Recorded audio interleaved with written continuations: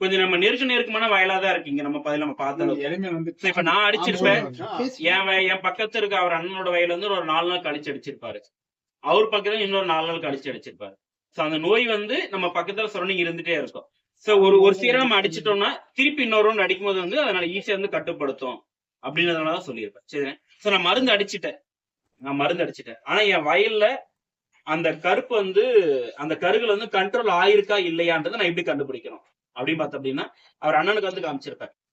இலைய வந்து பின்னால பாருங்க, பின்பக்கம் பார்த்து அந்த கருகள் இருக்கு இல்லையா, அந்த கருகளை ஒட்டன மாதிரி இடத்துல இளஞ்சிவப்பா இருக்குது அப்படின்னா, இளம் பச்சையா இருக்குதுன்னா அந்த கருகள் ஒண்ணு இருக்குன்ற மாதிரி வந்து கண்டுபிடிச்சுக்கலாம். சரி, அந்த இளம் பச்சைன்றது அப்படியே மஞ்சளா மாறுது அப்படின் போது அந்த நோய் வந்து நம்ம வயல்ல இருந்து கண்ட்ரோலா இருக்கு அப்படின்ற மாதிரி கண்டுபிடிச்சுக்கலாம். இதுக்கு முன்னாடி மருந்துவானம் வந்து இந்த இது தெரியுது இல்லையா, இந்த இது நீங்க பாத்தீங்கன்னா இதுல வந்து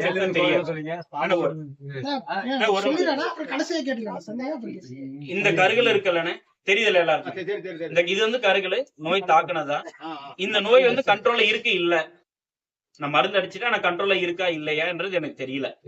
ஏன்னா இது மேல இருந்து பார்த்தா எனக்கு தெரியல. சரி, இதை எப்படி கண்டுபிடிக்கணும்னு பார்த்தோம் அப்படின்னா, இலைக்கு பின்புறம் பார்க்கும் போது இதை சுத்தி ஏதாவது மஞ்சள் இருக்குது, இது மஞ்சள் இருக்குது அப்படின்னா இது வந்து கண்ட்ரோலா நிக்கும்.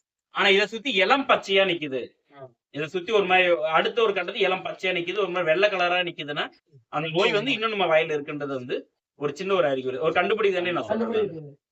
சரிதானே? இது வந்து உள்ள இந்த மஞ்சள் வந்து சுத்தி நிக்குது உள்ள, ஏன்னா மஞ்சள் அது எரிச்சு அப்படி உட்கார்ந்து இருக்கிற மாதிரியான ஒரு அறிகுறி இதை. சரிதானே? சோ இந்த இதுக்கு இப்ப நான் சொல்றது ஒரே ஒரு மருந்து மட்டும்னா இந்த வெல்சோன்றதுன்னு, அந்த முன்கருகள் பின்கருகள் இது எல்லாத்துக்குமே 1 லிட்டர் தண்ணிக்கு வந்து 5 மில்லி வந்து 5 கிராம் வந்து நாங்க சிபாரிசு பவுடர் தான், லிக்விட் இல்ல. இப்ப நீங்க கடையில மருந்து வாங்கும்போது பார்த்தா உள்ள ஒரு பாக்கெட்ல கட்டி கொடுத்துருப்பாங்க, ஏன்னா சின்ன பாக்கெட் இல்லாதனால கட்டி கொடுத்துருப்பாங்க காபி கலர்ல. அந்த காபி கலர் டப்பா தான் இந்த இது உள்ள அந்த காபி கலர் பவுடர் தான் இது. 1 லிட்டர் தண்ணிக்கு வந்து 5 கிராம். நம்ம மத்த மருந்து இதை கலந்து போகும்போது பார்த்தோம் அப்படின்னா 1 லிட்டர் தண்ணிக்கு 3 கிராம் வரலையும் பயன்படுத்தலாம். முதல் ரவுண்ட் நீங்க அடிச்சீங்கன்னா 1 லிட்டர் தண்ணிக்கு 3 கிராம் போதும். அடுத்த ரவுண்டு போகும்போது வந்து 1 லிட்டர் தண்ணிக்கு வந்து 5 கிராம் வந்து பயன்படுத்துறது வந்து ரொம்ப நல்லது. சரிதானே? நோய் கேட்கும். ஏன்னா வந்து இந்த நோய் வந்து ரொம்ப வீரியமா அதிகமான உள்ள நோய். இதுன்னு ஒரு 5 நாள் அவ்வளவுதான், இந்த பனி இருக்கிறவரையும் ஒரு 5 நாளையே இது கட்டுப்படுத்தினாவே அதுக்கப்புறம் வந்து இந்த கருக்குல நம்ம பயப்பட வேண்டிய தேவைகள் வந்து கிடையாது. சரிதானே? சோ ஒண்ணு. ரெண்டாவது பாத்தீங்கன்னா இந்த காய் புழுக்கு வந்து எங்களோட சிபரஸ் வந்து கோரஜன் எல்லாருமே தெரியும் இல்லன்னு. கோரஜன் 1 ஏக்கருக்கு வந்து 60 மில்லி, ஒரு டேங்குக்கு வந்து 6 மில்லின்றது பயன்படுத்தலாம். சரிதானே? இப்ப இந்த கோரஜன்ல இன்னும் கொஞ்சம் அட்வான்ஸா கோர் பிரைமான வந்திருக்கு. ஆனா இந்த கோரஜனை பொறுத்தளவுக்கு ஒரு சின்ன மட்டும் சொல்லிடுறேன். கோரஜனை பொறுத்தவரை நீங்க கடையில வாங்கும் போது, ஏன்னா எல்லாருக்கும் ஒரு கரை விருப்பமான கடையா இருக்கும், நீங்க கடையில வாங்கும் போது எஃப்எம்சியோட ஒரிஜினல் கோரஜனான்னு மட்டும் பார்த்து வாங்க. இந்த காத்தாடி படம் போட்ட பொம்மை இப்ப வர கோரஜன் இந்த மாதிரி டப்பால தான் கொடுக்குறாங்க, தனியா பாக்கெட்டா கொடுக்கல. ஆனா இது மருந்து வந்து எப்படி இருக்குன்னா இந்த பாட்டில், அந்த டப்பா கூட உங்களுக்கு இந்த பாட்டில் தான் ஞாபகம் இருக்கும். இந்த மாதிரி இன்னும் 100 கம்பெனி இருக்கு. ஆனா அது ஒரிஜினல். இப்ப நீங்க கடையில போய் கேட்டாலும் இதான் கோரஜன் சொல்லிட்டு எடுத்து வைப்பாங்க. ஒரிஜினல் கோரஜன் பாத்துட்டீங்கன்னா இந்த காத்தாடி படம் போட்ட பொம்மை இங்க இருக்கு பாருங்க. ஊசி புழுக்கு அந்த மாதிரி டப்பா கொடுக்குது, இந்த மாதிரி காலி டப்பா தான் கொடுக்குறாங்க. இந்த காலி டப்பானா அது ஒரிஜினல் கோரஜன்ன்றது ஒரு அது அடிச்சுதான் இந்த தோட்டமே போச்சு. கம்பெனி ஒரு எஃப்எம் ஏன் அப்படின்னா, ஏன் இப்ப இந்த கோரஜனுக்கு என்ன வித்தியாசம், இந்த கோரஜன் மத்ததுக்கு என்ன வித்தியாசம்? இப்ப நானே வந்து இப்ப அண்ணன் வந்து கோரஜன் அடிச்சுட்டாருன்னு, ஆனா அது நான் வயல போய் பார்க்கும்போது வேற டப்பாவா நிக்கும், வேற ஒரு நிறுவனத்தா இருக்கும். ஆனா அது வந்து புழு மட்டும் தான் கொண்டு இருக்கும். ஆனா மத்த கோரஜனுக்கும் இதுக்கு வந்து குறைஞ்சபட்சம் ஒரு விலைக்கு வித்தியாசம், ஒரு 100 ரூபாய் வித்தியாசம் இருக்கும் கண்டிப்பா. ஆனா ஏன் என்ன பார்த்தோம் அப்படின்னா, இப்ப மத்த கோரஜன் அடிக்கும் போது வந்து அது புழுவை மட்டும் கொள்ளும். சரி, புழுவு மட்டும் கொள்ளும் போது வந்து ஒரு வாரம் வந்து அதோட கண்ட்ரோல் வந்து புழு இல்லாம வயல வந்து பாக்கலாம். ஆனா எஃப்எம்சி கோரஜன் பார்த்து அப்படின்னா இதுல இருக்க அந்த சேர்த்திருக்க அந்த தொழில்நுட்பம் தான். இந்த ரெனாக்ஸ் பேரண்ட் இந்த வட்டம் ஒன்று இருக்கும்.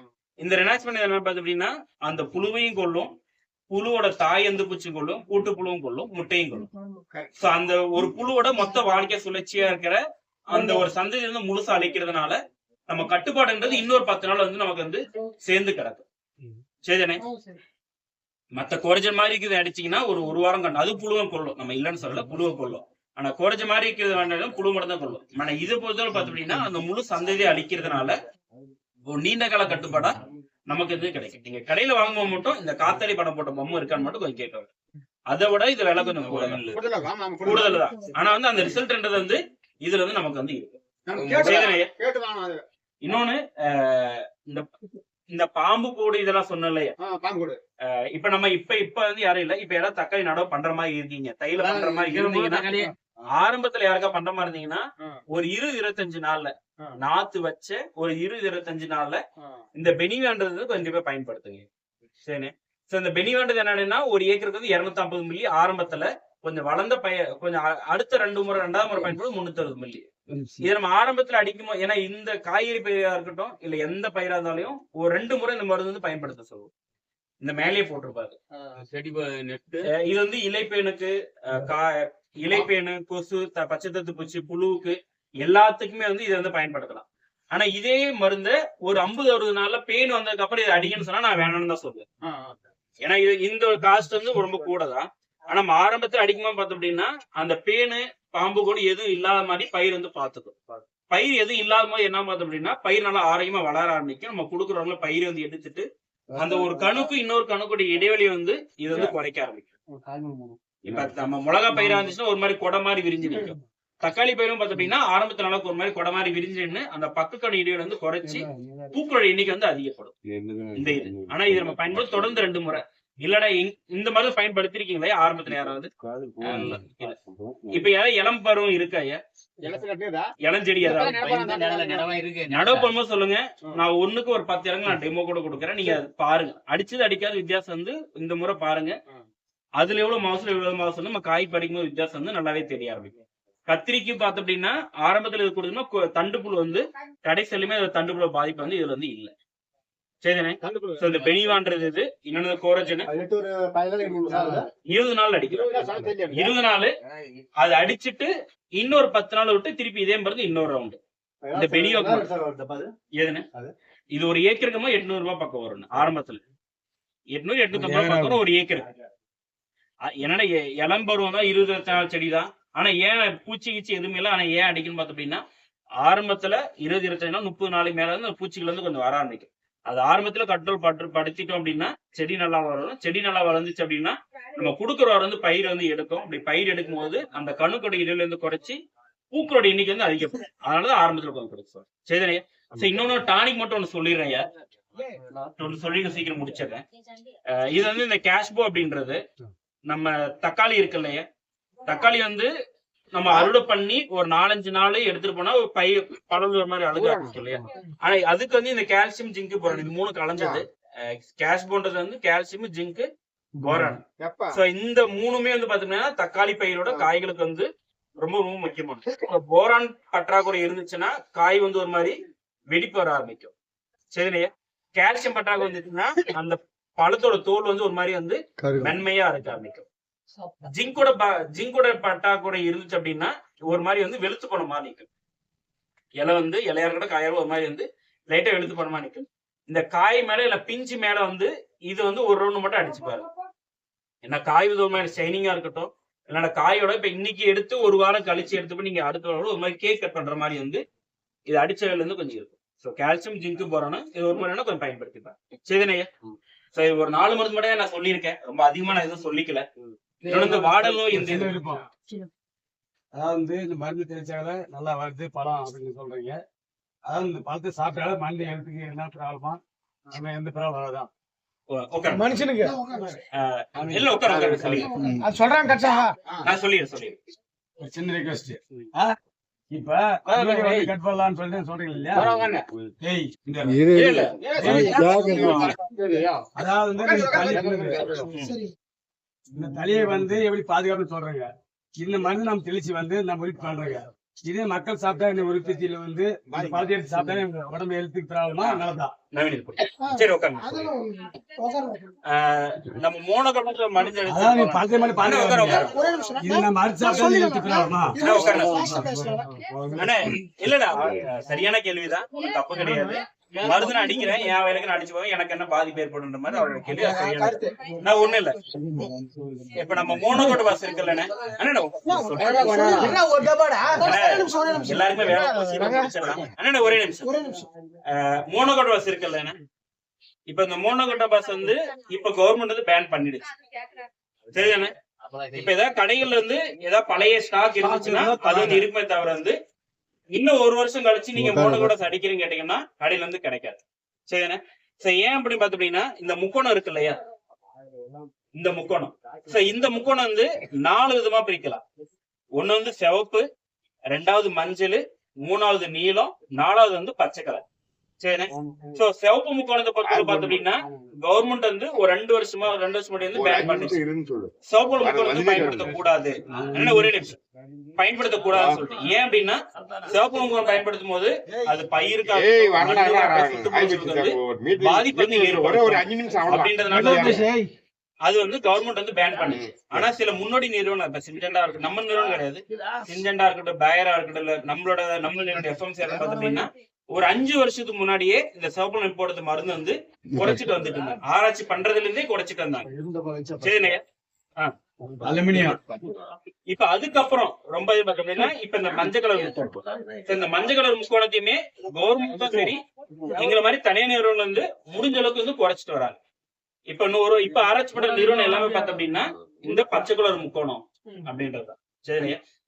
முன்ன நான் சொன்ன சிவப்பு முக்கோணம் வந்து ஒரு 80% பாதிப்பு ஏற்படுத்தும் அப்படின்ற மாதிரிதான். அதுக்கு அடுத்து இருக்கிற இந்த மஞ்சள் பார்த்தோம் அப்படின்னா ஒரு 50% 60%. அதுக்கப்புறம் இருக்கிற நீலம், அதுக்கப்புறம் இருக்கிறது நீலம். இந்த மருந்துகளை பொறுத்தளவுக்கு வந்து பயிருக்கோ சுற்றுப்புறங்களுக்கு வந்து ஒரு 10% அப்படின்றாரு. அதுக்கப்புறம் இருக்கிறது வந்து இந்த பச்சை. இந்த மருந்தால சுற்றுப்புற செலவு பயிருக்கும் மனிதர்களுக்கும் எந்த ஒரு கேடும் இல்லைன்ற மாதிரிதான். சரிண்ணே. சரி, நம்ம பயன்படுத்துறதுனால வந்து எந்த ஒரு பாதிப்பும் கிடையாது. இப்ப ஒரு சின்ன எடுத்துக்காட்டுக்கு இந்த மீட்டிங்ல மட்டும் சொல்றேன். இப்ப மருந்து ஏதோ ஒரு சும்மா சாதாரண மோனோகோட்டோபாஸ் வந்து ஒரு 100 மில்லி யாராவது தவறுதலா எடுத்துக்கிட்டா கூட வந்து உயிர் வந்து ஒரு நாள்ல வந்து பறி போகும். சரிண்ணே. சோ இதோட வந்து பச்சைதான். சரிண்ணே. ஆனா திருப்பி சொல்றேன், இது மீட்டிங்கோட மட்டும்தான் இது. இப்ப இந்த மருந்தை வந்து நான் எடுத்துக்கிறேன் அப்படின்னா குறைஞ்சபட்சம் நான் 6 லிட்டர் எடுத்துக்கணும். இந்த மருந்து வந்து நான் எடுத்துட்டு நான் ஏதாவது ஒரு முடிவு எடுக்கிறேன்னா 6 லிட்டர் எடுத்தாதான் இந்த மருந்து எடுக்கும்போது எனக்கு வந்து பாதிப்பு வந்து ஏற்படும். சரிண்ணா. இது மனிதர்களுக்கு எந்த ஒரு பாதிப்பும் கிடையாம பூச்சிகளுக்கு மட்டும் பாதிப்பு ஏற்படுத்தக்கூடிய மருந்துகள் தான் இப்ப நம்மளுதும் கிடையாது. எல்லா நிறுவனமும் இது மாதிரி ஆராய்ச்சி பண்ணிட்டு இருக்காங்க. இப்ப பண்றக்கூடிய ஆராய்ச்சிகளும் இந்த மாதிரிதான் பண்ணிட்டு இருக்காங்க. ஏன்னா ஒரு 4-5 ஒரு 7-8 வருஷத்துக்கு முன்னாடி பாத்துட்டீங்கன்னா பயோன்னு சொல்லிட்டு நிறைய மருந்து கொடுக்க ஆரம்பிச்சாங்க. அந்த பயோலையும் உள்ள என்னடா இருக்குன்னு போய் ஏன்னா பயோனா ஒண்ணு என்ன வேப்ப மரத்தை அரைச்சு உருவாக்கணும், இல்லைன்னா புங்க மரத்தை அரைச்சு உருவாக்கணும். ஆனா இப்ப பயோன்ற மருந்து என்ன பாத்தீங்கன்னா இந்த மருந்து கலந்து இருக்கிறதா. சரி. அதனாலதான் கொஞ்சம் படிப்படியா குறைச்சி எடுத்துட்டு வர. சரிதானே? சரிதானே? இந்த இதுல வந்து எந்த ஒரு முக்கோணம் வந்து இது வந்து மென்ஷன் பண்ணிருக்க மாட்டாங்க. சரிதானே? முக்கோணம் மென்ஷன் பண்ணாதே காரணம் எப்படின்னா இது ஒரிஜினல் பயோன்றதுனால. சரி. கால்சியம் ஜிங்க் போறாங்க. இது வந்து நுண்ணூட்ட சத்து கொடுக்கக்கூடிய இது வந்து பூச்சி மருந்து. இது பூச்சி மருந்தா இருக்கட்டும், இல்லைன்னா இது வந்து நோய் மருந்து. இதுல வந்து முக்கோணம் மென்ஷன் பண்ணலாம். ஆனா இந்த கேஷ் போன்றதை பொறுத்தவரை பார்த்து அப்படின்னா இதுல வந்து எந்த ஒரு முக்கோணமும் கிடையாது. ஏன் அப்படின்னா இது வந்து நுண்ணூட்ட சத்து கலந்த ஒரு கலவை தான். சரி. அதனால இதுக்கு வந்து பயிருக்கோ சுற்றுப்புற சொல்லுக்கு வந்து தாராளமா குடிச்சோம். பட் வேருக்குன்றதோட மேல காய்களை கொடுக்கறது வந்து ரொம்ப நல்லது. சரி. வேர் கொடுத்தாலும் வந்து செடி நல்லா வளர்ந்து நிக்கும். ஆனா நம்ம செடி வளர்ச்சியை விட காய் வந்து ரொம்ப முக்கியம். ஆனா மேல வந்து காய் மேல கொடுக்கறது நல்லது.